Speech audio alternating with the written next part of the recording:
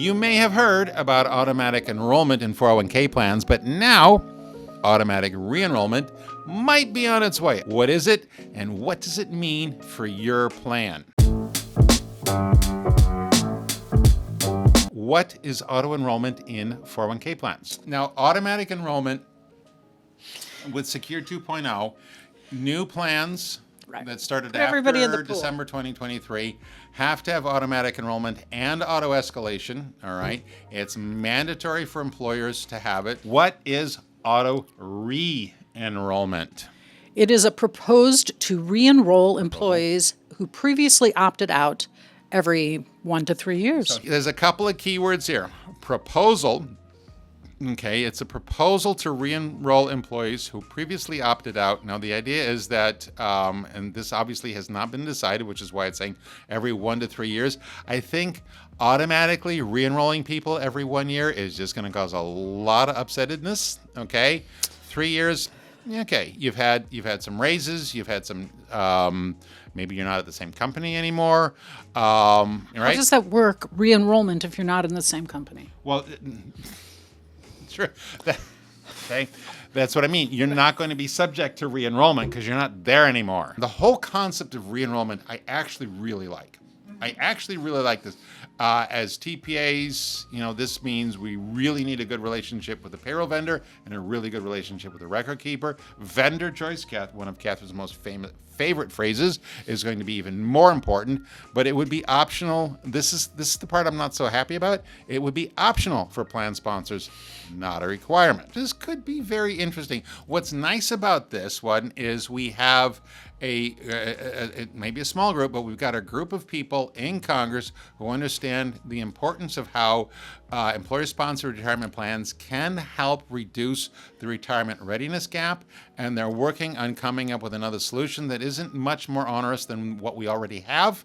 All right, so let's see. Don't you think? I mean, there was auto enrollment well before it became mandatory in 2025 to have auto. And it so had they may be a doing lot this, of proponents, right? So they may be doing this again, right? Like we float the idea for a while, and as people get used to it, then we make a certain so the timeline going is kind forward. Of when I started auto enrollment, I'm like, nope, okay, can't do it.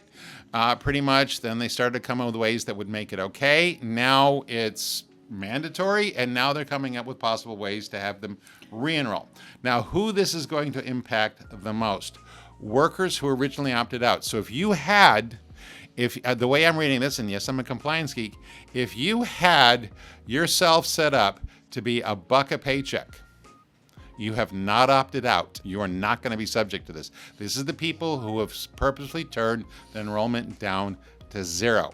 So I have a question. I thought automatic enrollment was always 3% is the lowest. You can do $1. No. Automatic enrollment is 3. Well, the lowest is 3%. A lot of people are starting at 6 or 7. But if you actively change your enrollment to $1 a paycheck, you are no longer automatically enrolled, and you have not opted out. All right? Yes, this is a proposed bill, and I've already come up with a workaround. This is what a 401k geek thinks like. All right. God. Now, no, that's not a bad thing. No, I know, but it's I'm not still... a bad thing. Now, obviously, this is usually predominantly or most likely going to help younger employees or lower income employees. In other words, they start at 21 at a very low wage, and maybe by the time they're 24, they've got a little more sense of mortality and make a couple more bucks, maybe a little bit more disposable income, and it's time to get back in the plan. How could it help, Katherine? More people getting more experience, putting more money into plans, right. getting your savings muscle exercised. And maybe getting some of that sweet employer match contribution. I love it when you talk dirty to me. Well, this gives participants, those who've opted out, another chance to join the plan and receive that sweet employer match, okay? Because when it says receive employer contributions, then we're not talking about non-elective, all right? Obviously, the long-term hope of this is to boost overall retirement readiness and savings rates. We want to reduce that retirement readiness gap, okay? Are there potential downsides or concerns, dear?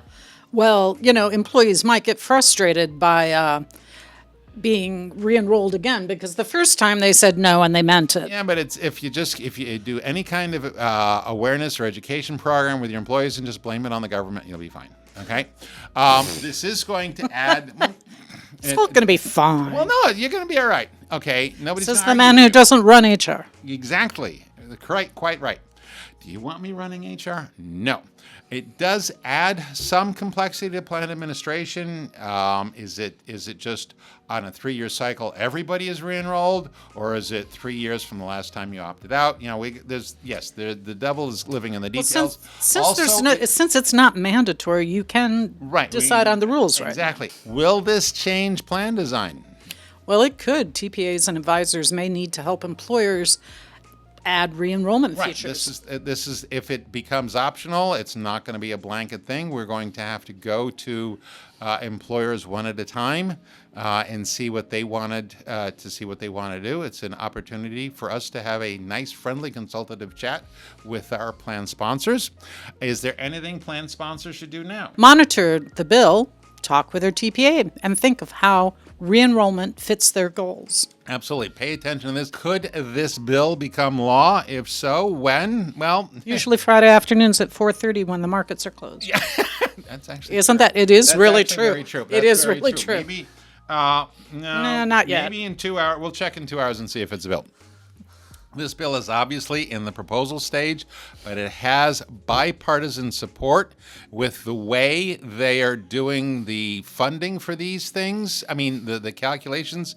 This should not have a problem with OMB. I'm thinking this thing should end up being tax neutral. It's worth keeping an eye on. They may make it, what would actually really make it fly through is if the re-enrollment was Roth. Okay.